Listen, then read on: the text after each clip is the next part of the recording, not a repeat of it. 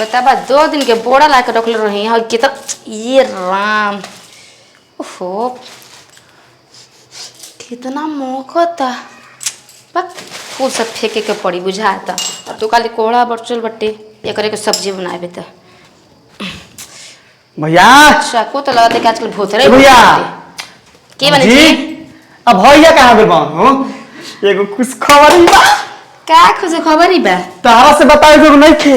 अच्छा भैया ले बतलाई इनका से ना बताई हां बोली ना एगो खुश खबरी बा कौन खुश खबरी हमरा ना बताइम का जान तो तारा ना बतलाओ कि भैया के बतलाओ के बा बतलाओ ना भैया कहां बालन क्या है ऐसन कौन खुश खबरी होटे कि हमके हम ना जानो अरे हमारा भैया के बीच में बा अच्छा तू ना जानबू तो बेहतर बा हनु तब मौगी के लेखा के नहीं है ना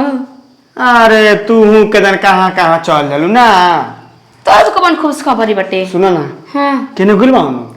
अरे पहले खुश खबरी के नाम बताई ना बताइए हां बता दी हां बता दे ना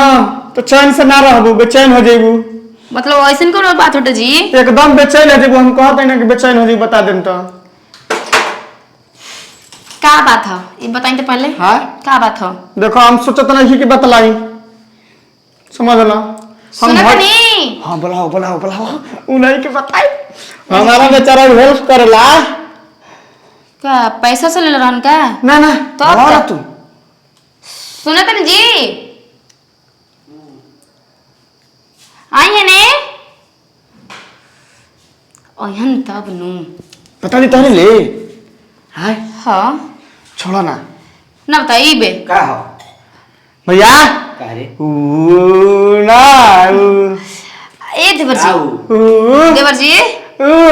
हां सुनत नहीं काऊ फुलमती के प्लाट सही गोबर ले गेली गोबर सही के रे सही हम जात नहीं आय तो तले पराठा बनाओ अच्छा चतनी जाई बे ना जाई ई का हो गेल हो कहीं ना जाई ए भौजी